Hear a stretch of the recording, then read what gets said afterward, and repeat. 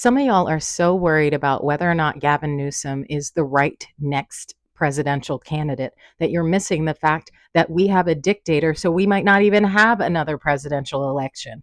If you're new here, my name is Zakia Young, your favorite suburban black girl, and y'all have me so tired. So tired. The only thing we should be saying now is go Gavin Newsom. Yes, what we should be saying is every other governor of a blue state should be matching Gavin Newsom's energy. We shouldn't be talking about a presidential election. This man is setting things up so that there won't be more elections. Like, this is why Democrats can't have nice things. Because you have not only Mamdani in New York, who's an incredible candidate, and we have establishment Democrats not backing him, but now it's also happening in Minnesota. It's like Democrats don't know how to win. It's like Democrats don't know how to shift with the times. We have so many people that feel like you have to be perfect to deserve dignity. They feel like you have to be perfect to deserve the rights that are enshrined in the Constitution. And that, my friends, is trauma that is unhealed. Full stop. And I'm saying that because I'm realizing that I have perfectionistic tendencies and they've got to change. And those perfectionistic tendencies are rooted in trauma. So, Democrats, stop looking for the perfect person. We don't have time for that. We have fully descended into fascism, and y'all are worried about who's the perfect candidate? Are you kidding me? It needs to be all hands on deck. Period. We have the National Guard being sent out to all of these new states with what money? We literally have, I lived in New York I moved to New York 2 days before 9/11, and I lived in the West Village.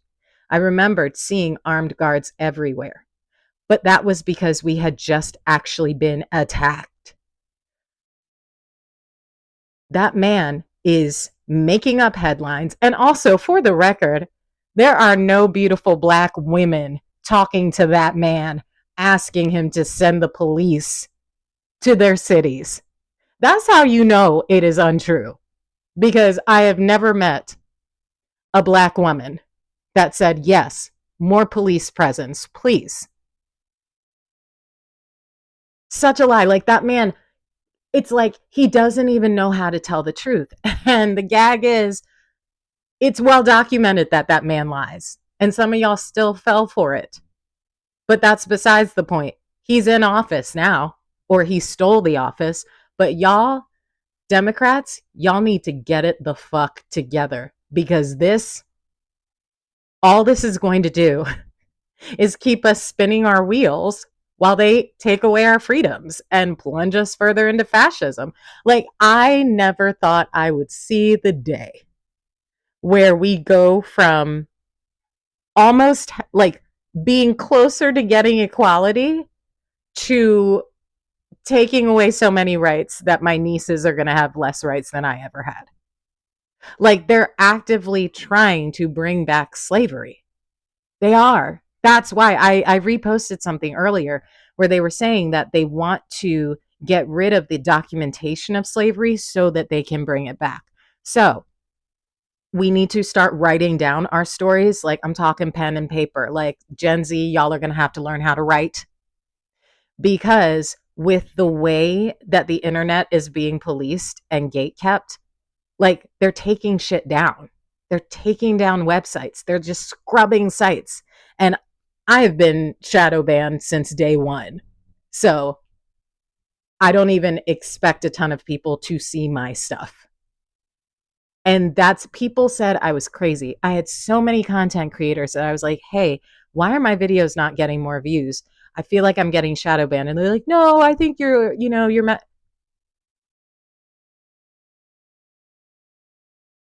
they obviously don't want us to be communicating with each other. And you better believe if something is not done soon, that person in the White House is going to take all of this away. So write down your stories with pen and paper, make copies, because did y'all see those Prager University videos where they had, first of all, they had the most offensive white voice actors, and I am a voice actor.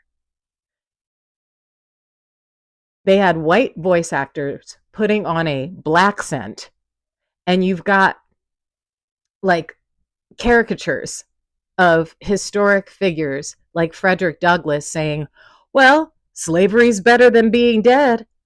Tell that to the ancestors who jumped off the ship before they even got to America. Okay? Like I it would be laughable if it wasn't so terrifying and frustrating. And they're doing all of this so quickly to keep you off balance. I keep bringing up my abusive marriage because that is the shit abusers do. We have an abusive, manipulative, narcissistic person in the White House, and I was married to one, so I know the signs.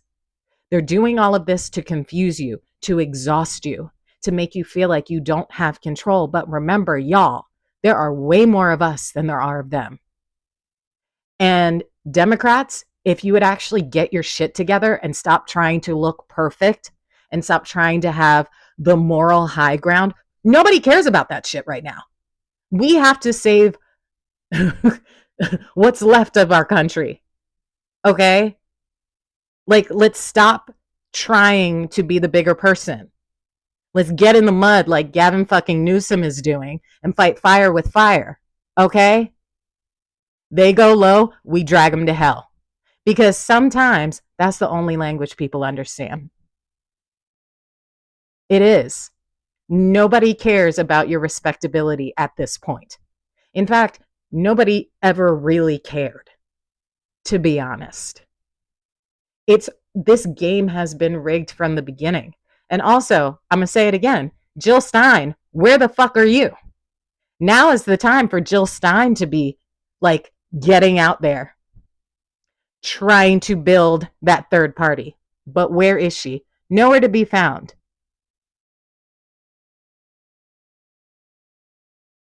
What I do love is seeing all these videos of white people being out in the streets. I love the videos where the white folks are like shouting at the ICE people, chasing them out of their towns, making fun of them. Keep doing that. The white women who are putting Mexican flags on their cars, keep doing that. Thank you. This is what you need to be doing. Yes, please, and more of that. And remember, white women, I partied with you. I have seen how mad you got back in college when a rival sorority got the invitation to party with the hot fraternity. Y'all know how to get nasty. Y'all know how to get loud. And y'all know how to organize. And if you have boomer parents that protested, that marched with Dr. King, you need to be out in these streets. Get your friends. Go do it. This is the role you can play. This is how you can show that you are a good person. You can be making phone calls. You can be showing up at town halls. You can be making your voice heard because they're not expecting you guys to do it. They want us to be out in the streets. But since we're staying inside, this is the role you can play in helping us get our democracy back. Because remember, when we say things, look, Black women said this shit for... Black women tried to warn everybody about this, and nobody listened. Okay? So now is your time to shine. I don't like that that's the way it is, but that's the way it is. I mean, the fact that we had all of those other Democratic lawmakers in Texas that just went ahead and signed the thing that said they would agree to having the police follow them around for a couple of days as if they were criminals. But it took a Black woman to actually say, no, I'm not doing that. I'm not a criminal. But the rest of y'all folded. Now, to be fair, I'm very glad that some of y'all came back and stood strong with her. But you shouldn't have folded in the first place. We act, and this is something that I've noticed about Democrats, and maybe it is because we've largely been traumatized. I mean, I don't think you guys understand. When I was little, I grew up outside of Philadelphia in a suburb. And I remember going to the farmer's market with my parents and seeing Confederate flags hanging in some of the booths. Do you know how terrifying that is for a little kid to see a flag that basically says, we want to put your people back in chains? And we're never going to let go of that hope to restore the South to the way it used to be. Like, I don't think you guys fully understand how traumatic that is. I just don't think you do. Because from the moment we're born, we have reminders that there are people who say, well, we shouldn't be punished because our ancestors owned slaves, but on the other hand, would love to own some slaves. The fact that that flag is still allowed to be flown is so offensive. And y'all don't understand all of the ways that Black people have been traumatized by simply being born here. And I love seeing white people getting their cousins. Please do more of that. When you see somebody who's questioning why a Black person is existing, get in their face and check them. Get in their face and check them. Because the thing is, not everybody knows their rights. Not everybody has enough bail money if they pop off. But they're not going to argue with you. They're not going to argue with you the same way they're going to argue with us. I remember when I lived in New York, I was working at Sotheby's. And Sotheby's is way on the Upper East Side over on York Avenue. So you have to walk to get there. And I remember I was walking back from work and my shoelace was untied. So I stopped to tie my shoe. This woman comes running out of her store and she's very, very, very upset with me because I'm too close to her car, apparently. And I was like, I'm tying my shoe. But the fact that just by virtue of me being a Black woman, to stop and tie my shoe by her car, she immediately assumed that I meant to do harm to her property. Can't even walk in New York, which is the melting pot. But I can't walk on the Upper East Side without getting questioned. So white people, sometimes when we're questioned like that, we freeze.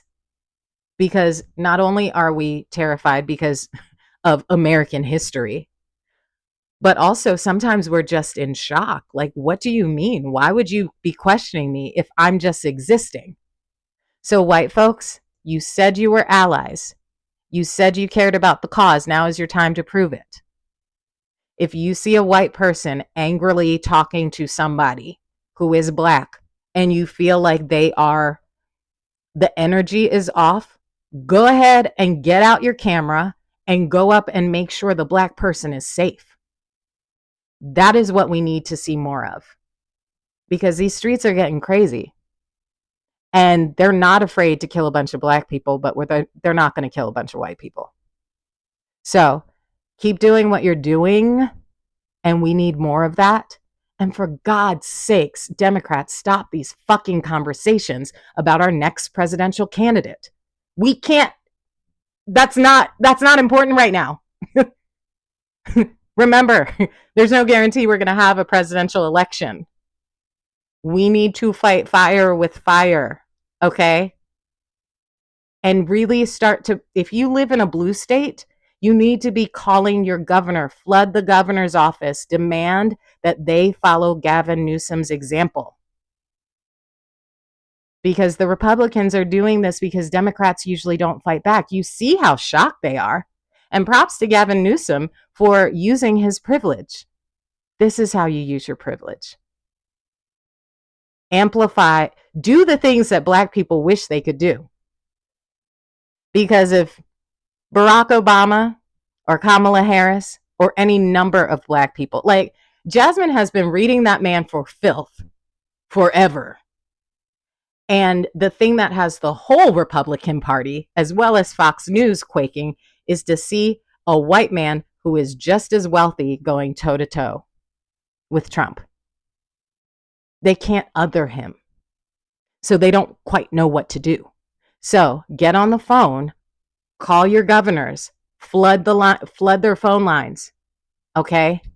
Demand that they do what Governor Newsom is doing, because otherwise, y'all, It's not going to matter who runs for president because we're not going to have another election.